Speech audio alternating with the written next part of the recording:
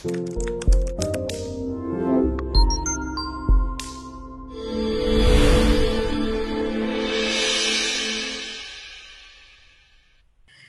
Assalamualaikum warahmatullahi wabarakatuh.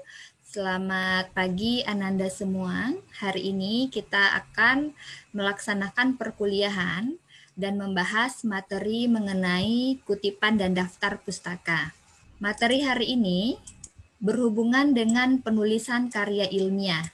Pada minggu sebelumnya, Ananda sudah saya jelaskan mengenai penulisan karya ilmiah.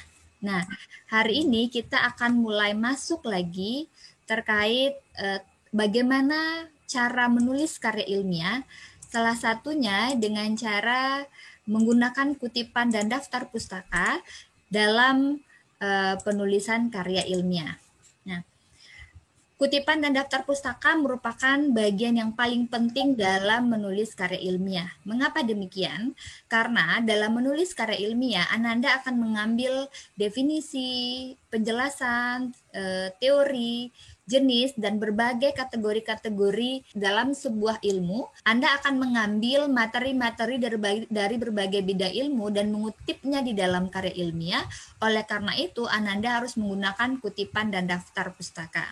Apa itu kutipan? Kutipan tentunya berasal dari kata kutip, artinya mengambil kata, kalimat, atau paragraf orang lain digunakan untuk mendukung pendapat kita dalam sebuah karya ilmiah. Setiap Anda mengutip kata, kalimat, atau paragraf dari orang lain untuk karya ilmiah yang Anda tulis, maka pada bagian akhir karya ilmiah tersebut kita harus menulis daftar pustaka. Jadi ada hubungan yang saling melengkapi antara kutipan dan daftar pustaka.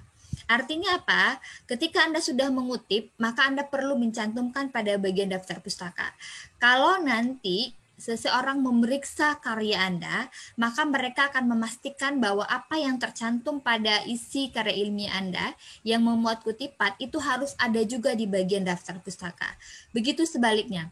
Apapun yang ada pada bagian daftar pustaka itu harus ada kutipannya pada bagian isi karya ilmiah. Sehingga jika ada yang tidak terhubung atau ada yang tidak dapat dipertanggungjawabkan, misalnya pada kutipan ada, sementara pada daftar pustaka tidak ada, atau sebaliknya, maka karya ilmiah Anda dikategorikan pada karya plagiat, atau menciplak karya orang lain tanpa bukti referensi yang jelas. Apa bedanya penulisan kutipan dan daftar pustaka? Kutipan terdiri atas 3 unsur, yaitu nama belakang penulis, lalu tanda koma, tahun, titik 2, dan halaman. Sementara itu, pada daftar pustaka, itu terdiri atas 5 unsur. Yang pertama, nama belakang, koma, nama depan, titik, tahun, titik, judul. Kalau Anda mengambil referensi dari buku, maka judul wajib ditulis menggunakan huruf miring. Akan tetapi, kalau Anda mengambil judul dari non-buku, seperti dari majalah, koran, jurnal, website, selain dari sebuah buku, maka Anda harus memberi tanda petik 2. Lalu diakhiri dengan tanda titik. Setelah itu ada kota, titik 2, penerbit, titik. Saya pikir bahan ini sudah pernah Anda dapatkan pada tingkat pendidikan SMA, tetapi tentu perlu penjelasan lebih lanjut bahwa penulisan kutipan dan daftar pustaka tersebut ada ketentuan. Ibu akan melihatkan kepada Ananda tentang bagaimana contoh menulis kutipan dan daftar pustaka. Saya mengambil sumber asli ini dari buku. Anda bisa cari dan temukan juga buku ini. Buku ditulis oleh Stefano Corones. Judul bukunya Kebudayaan Suku Mentawai. Tahun terbitnya 1986. Penerbitnya Grafidian Jaya Jakarta. Dan saya mengambil satu kalimat yang tercantum pada buku Corones ini pada halaman 36.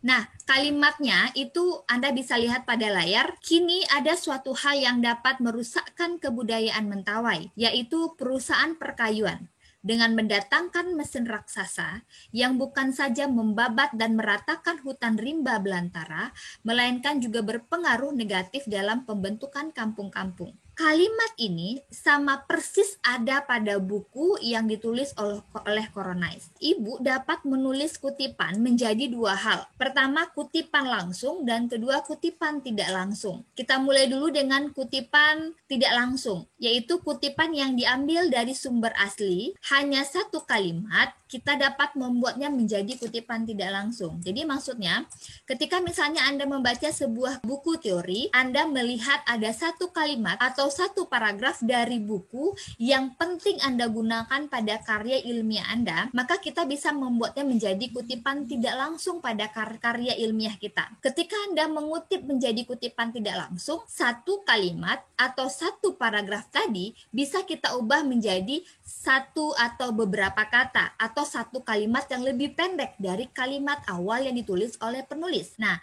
contohnya Anda lihat pada satu kalimat pada sumber asli tadi, saya ubah menjadi kalimat bertuliskan ungu yang Anda lihat pada layar. Kini ada suatu hal yang dapat merusakkan sampai pembentukan kampung-kampung, Ibu ubah menjadi perusahaan perkayuan dapat merusak kebudayaan Mentawai. Anda bisa lihat ada perubahan dari kalimat yang panjang menjadi kalimat yang pendek. Kalimat yang panjang itu milik penulis. Sementara kalimat pendek yang berwarna ungu ini adalah kalimat saya sebagai pengutip dari karya ilmiah Koronais tersebut. Ketika ada perubahan, hanya mengambil gagasan pokok saja, tapi kalimatnya merupakan kalimat kita, maka itu dinamakan dengan kutipan tidak langsung. Bagaimana cara mengutip? Anda bisa lihat pada layar. Koronais, nama belakang tadi ya, buka kurung 1986 tahun titik 2 halaman 36, halaman di mana kalimat tersebut kita ambil, menyatakan bahwa perusahaan perkayuan dapat merusak kebudayaan Mentawai. Jadi satu kalimat panjang dari Koronais sudah saya ubah menjadi 6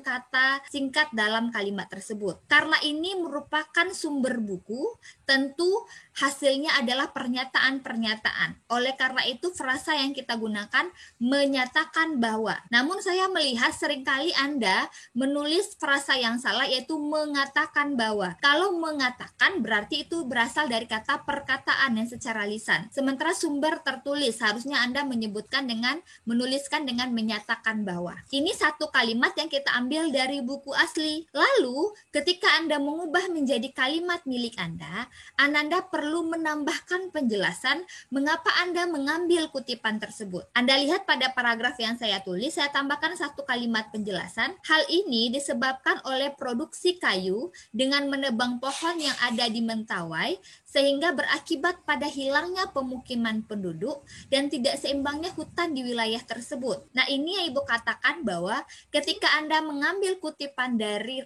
karya ilmiah orang lain, maka ketika Anda mengambil kutipan tidak langsung hanya satu kalimat, kalimat yang kita ambil tersebut harus dijelaskan. Mengapa Anda mengambil? Satu kalimat merupakan kalimat yang kita kutip, dan 2-3 kalimat merupakan kalimat penjelasan dari kita. Dengan demikian, bahwa dalam menulis karya ilmiah, kutipan hanya mendukung pendapat kita. Setelah kita mengutip, maka kita perlu menjelaskan menggunakan bahasa sendiri. Jadi ingat, kutipan merupakan pendukung, tidak menjadi paragraf utama atau kalimat utama. Ketika Anda mengutip satu kalimat, maka harus diberi penjelasan 2, 3, 1-6 kalimat. Sebagaimana kalau kita hubungkan dengan paragraf, sebuah paragraf itu memuat 3-7 kalimat. Jadi kalau satu kalimat merupakan kalimat kutipan, maka 2-6 kalimat merupakan kalimat penjelas. Jadi artinya mengutip hanya mendukung pernyataan kita. Pernyataan kita berada pada bagian penjelasan. Jadi ini kutipan tidak langsung. Lalu bagaimana cara menuliskan daftar pustaka? Saya sudah jelaskan di awal ada 5 unsur. Nama belakang, nama depan, titik. Jadi Koronais, Stefano. Tahun, titik. Berarti 1986. Judul, titik. Karena ini sumber dari buku, maka penulisan judul menggunakan huruf miring. Kebudayaan suku Mentawai. Kota, titik 2. Nama penerbit, Grafidian Jaya Jakarta, titik. Unsur kutipan dengan daftar pustaka kalau Anda lihat, Korones pada bagian kutipan, korones juga pada bagian daftar pustaka. Ini yang dinamakan dengan sejajar atau saling berhubungan antara kutipan dengan daftar pustaka. Jadi harus sama apa yang kita kutipkan nama penulisnya dengan yang ada pada bagian daftar pustaka. Ini untuk kutipan tidak langsung. Nah, cara membuat kutipan ini ada dua variasi. Yang pertama, Anda bisa mulai dengan mendahulukan nama penulis. Berarti Korones 86.2 menyatakan bahwa. Atau sebaliknya, Anda memulai dulu dengan kalimat dari si penulis yang Anda kutip kutipannya. Bahwa Anda lihat perbedaannya, perusahaan perkayuan dapat merusak kebudayaan Mentawai. Jadi pernyataan dari si penulis, gagasan dari si penulis dulu yang Anda ambil, lalu terakhir buka kurung Korones, 1986.2 halaman 36. Jadi ada dua teknik cara menulis kutipan, dengan membuat kutipan dulu baru penjelasan, atau penjelasan dulu baru diakhiri dengan tanda kutip. Sementara itu tetap penjelasan ada setelah kalimat yang kita kutip tersebut. Jadi Anda bisa lihat pada layar bagaimana caranya kita membuat kutipan dan daftar pustaka yang bervariasi. Apakah Anda mau menggunakan cara pertama itu silakan. Cara menggunakan cara kedua juga boleh. Yang ketiga, Anda lihat di sini, ini ada pula contoh yang lain. Kita membuat kutipan tidak langsung, tapi merujuk dari sumber lain. Misalnya, di sebuah buku yang Anda baca, ada pendapat orang lain. Di sini saya beri contoh pada Hansen. Jadi dalam buku Korones ini, dia mengutip pendapat Hansen. Artinya, ada buku Hansen atau teori Hansen yang dikutip oleh Korones. Anda ingin mengutip pendapatnya Hansen ini, bukan pendapat Korones. Oleh karena itu, bagaimana cara menuliskan daftar pustaka? Dengan cara Anda tuliskan siapa pemilik kutipan tersebut. Pemilik kutipan ialah Hansen. Lalu di mana kalimat Hansen ini berada? Adanya pada buku Korones. Oleh karena itu kita gunakan dalam Korones, 1986.2 halaman 19. Meskipun pada buku Korones tadi Anda akan menemukan Hansen di bukunya halaman berapa, tahun berapa, penerbitnya siapa. Tetapi karena Anda tidak membaca buku Hansen, melainkan Anda membaca buku Korones, oleh karena itu kita mengambil pendapat Hansen dalam Korones. Sehingga daftar pustaka kita masih daftar pustaka Korones. Karena buku yang Anda pegang adalah buku Korones, bukan buku Hansen. Ini namanya kutipan dalam kutipan. Jadi dalam buku Korones ada kalimat seperti ini. Menurut Hansen, terisolirnya Kepulauan Mentawai dari dunia luar disebabkan oleh letak geografisnya. Meskipun sejak dahulu banyak penjelajah yang telah melihat pulau-pulau itu, namun tidak menjadi perhatian mereka. Para penjelajah yang sampai ke India Timur dengan melewati Aceh pasti melihat pulau-pulau Mentawai itu. Begitu juga dengan Arab, India, dan Mongolia, mereka mengenal kepulauan itu.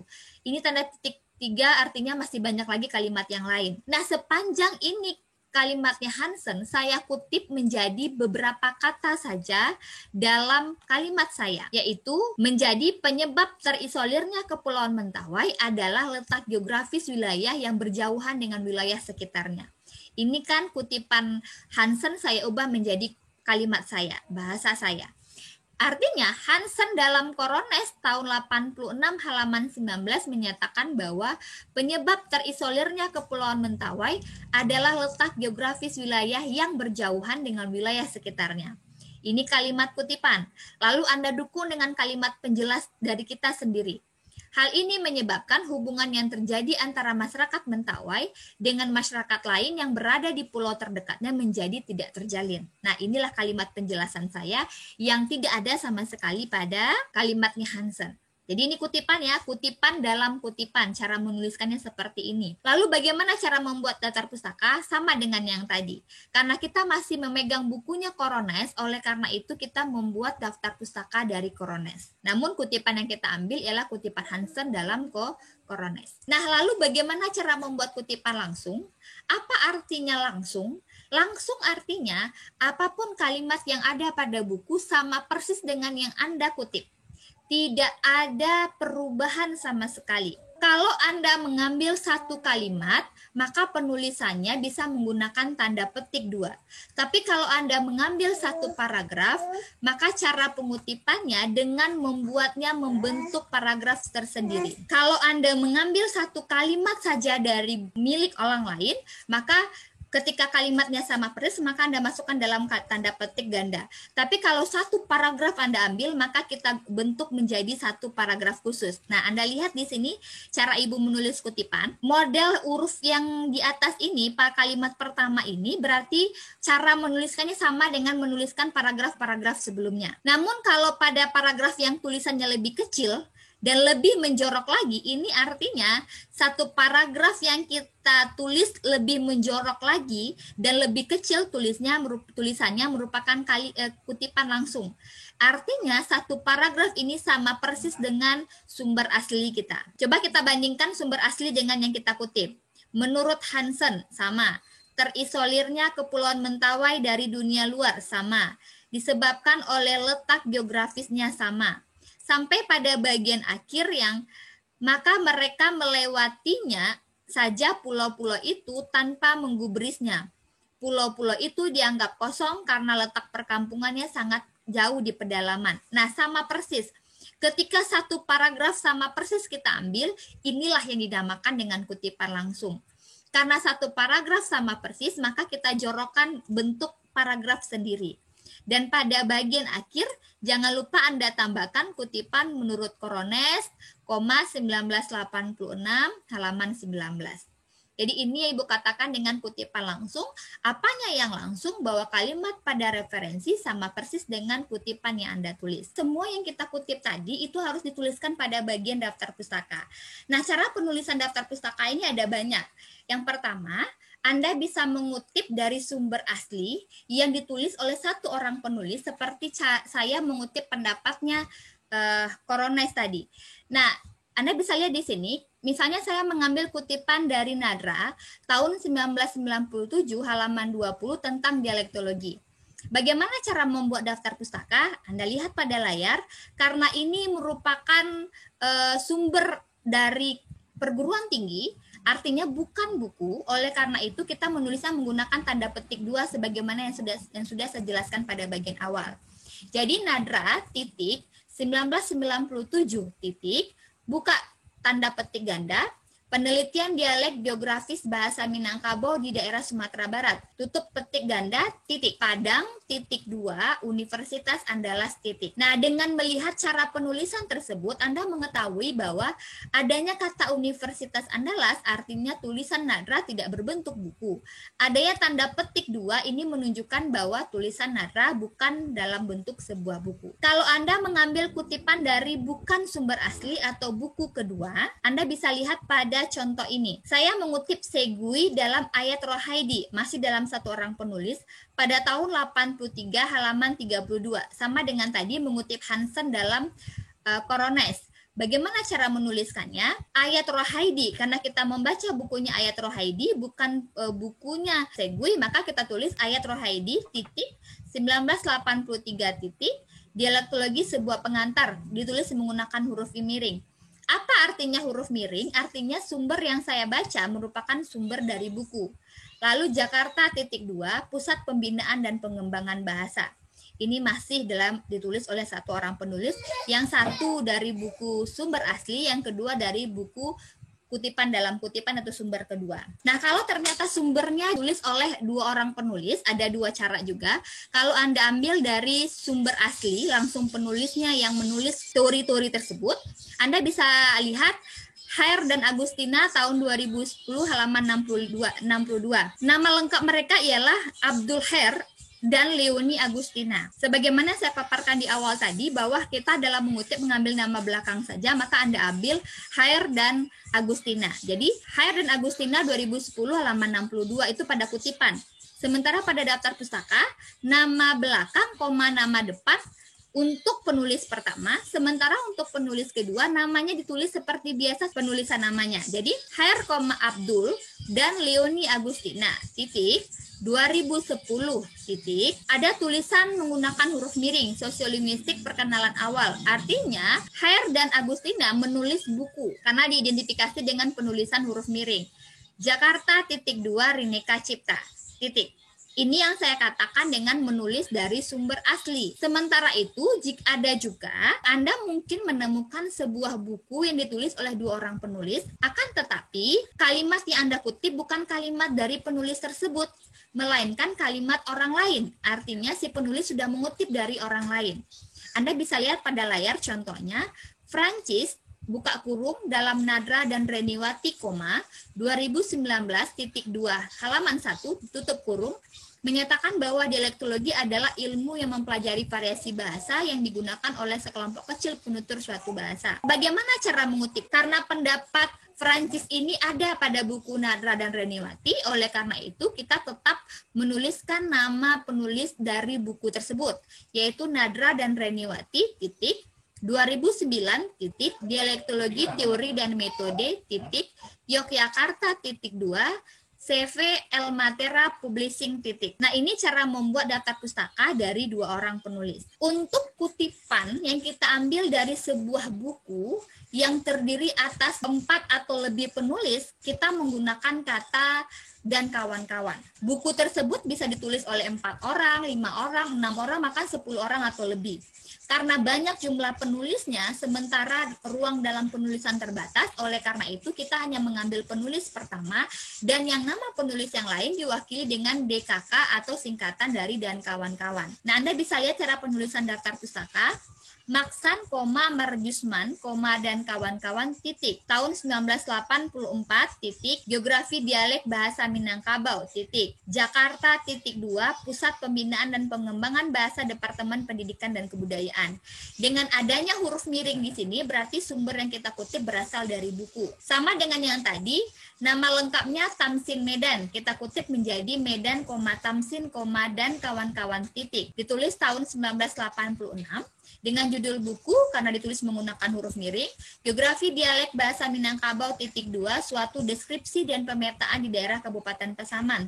Jakarta, 2, Pusat Pembinaan dan Pengembangan Bahasa Departemen Pendidikan dan Kebudayaan. Anda bisa lihat bahwa untuk referensi yang berasal dari 4 orang penulis atau lebih, kita hanya menulis nama penulis pertama saja secara lengkap. Ada ketentuan bahwa kalau penulis masih 3 orang, maka boleh ditulis ketiga-tiganya. Ada 3 orang penulis, ada Titi Nurjana, ada Henry Nugraha, dan ada Anissa Safitri. Menurut Nurjana, Nugraha, dan Safitri, . Dalam kutipan, buka kurung, tahun 2020 halaman 3 misalnya. Lalu bagaimana cara menuliskan daftar pustaka? Karena Titi Nurjana merupakan nama penulis pertama, maka kita tuliskan dengan cara Nurjana, Titi, Henry Nugraha, dan Anissa Safitri, . Jadi hanya nama Titi Nurjana yang kita mulai nama belakang, nama depan. Sementara nama penulis kedua dan nama penulis ketiga masih kita tulis dengan menggunakan nama lengkap seperti biasa. Artinya apa? Untuk 1 orang penulis, seperti yang saya uraikan tadi, nama belakang, nama depan. 2 orang penulis, cuma nama pertama yang didahulukan nama belakang, nama depan. Nama penulis kedua seperti biasa atau normal. Begitu juga dengan 3 orang penulis, nama penulis pertama yang kita dahulukan nama belakang, nama depan, kemudian dilanjutkan dengan nama penulis kedua dan ketiga dengan penulisan nama yang normal atau seperti biasa. Sementara itu, untuk penulis yang lebih dari 3 orang, ada 4 orang, misalnya tambah Eria Lupita menulis dalam buku ini misalnya, ketika banyak nama penulisnya, maka kita perlu mencantumkan dan kawan-kawan saja. Jadi indikator dan kawan-kawan digunakan untuk penulis yang lebih dari 3 orang, yaitu 4, 5, 6, atau selebihnya. Maka baru kita gunakan kata singkatan dan kawan-kawan. Itu untuk sumber dari buku asli. Sementara itu untuk sumber dari kutipan buku kedua, sama ya, menurut Goossens dalam Maksan dan kawan-kawan, kita mengambil kutipannya Goossens, tapi dalam daftar pustaka tetap kita mengambil kutipan dari buku yang kita pegang. Karena buku yang kita pegang ialah buku Marjusman Maksan, maka kita buat Maksan, Marjusman, dan kawan-kawan, 1984, Geografi Dialek Bahasa Minangkabau, . Apa artinya menggunakan huruf miring? Artinya Marjusman Maksan menulis dalam bentuk buku. Jakarta, 2, Pusat Pembinaan dan Pengembangan Bahasa Departemen Pendidikan dan Kebudayaan. Lalu ada sumber yang lain juga, saya yakin ada edisi sekarang banyak sekali penulis yang mengambil dari website, blog, atau media online. Bagaimana cara menuliskannya? Jadi yang boleh kita pakai ialah website, seperti menggunakan .com, .go.id, .ac.id, .id, .co.uk, merupakan domain yang dianggap sebagai resmi. Sementara domain dengan kata wordpress.com, blogspot.com itu tidak boleh karena blog itu bersifat pribadi dan tidak ada pertanggungjawaban. Untuk media online misalnya seperti detik.com, liputan6.com dan sejenisnya, maka boleh kita gunakan sebagai sumber. Nah, seandainya dalam website atau media online tersebut Anda mengutip dari sumber yang tidak ada penulis sama sekali, misalnya ada berita yang cuma diberi kode buka kurung G4H, itu kan kode untuk nama wartawan yang hanya diketahui oleh redaktur misalnya. Anda mengutip kalimat di sana, maka kita boleh ganti dengan nama pemilik website tersebut. Misalnya Anda lihat pada layar, saya mengambil data dari website resmi Kabupaten Kepulauan Mentawai. Karena ini website resmi, maka tidak ada penulisnya.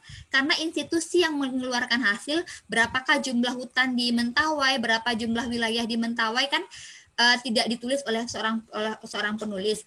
Maka saya karena nama websitenya mentawai.cup.go.id, artinya kita bisa tahu bahwa ini adalah website resmi Kabupaten Kepulauan Mentawai. Kita gantilah nama penulis dengan nama institusi menjadi website resmi Kabupaten Kepulauan Mentawai tahun 2020 menyatakan bahwa luas kawasan hutan tersebut mencapai bla bla bla bla bla bla. Jadi ini cara kita menulis kutipan dari website yang tidak ada penulis. Lalu bagaimana cara membuat daftar pustaka? Karena sumber bukan dari buku, maka tidak menggunakan huruf miring, melainkan menggunakan tanda petik 2. Anda lihat cara saya menuliskan, website resmi Kabupaten Kepulauan Mentawai, 2013, Kabupaten Kepulauan Mentawai, diakses melalui URL linknya atau Pranala pada tanggal 23 November 2020 pukul 11.32 waktu Indonesia Barat. Jadi dengan adanya keterangan waktu akses tadi, ini akan menyebabkan Anda selamat dari perubahan-perubahan kata, kalimat, paragraf pada website. Karena website cenderung bisa diganti setiap detik, setiap saat.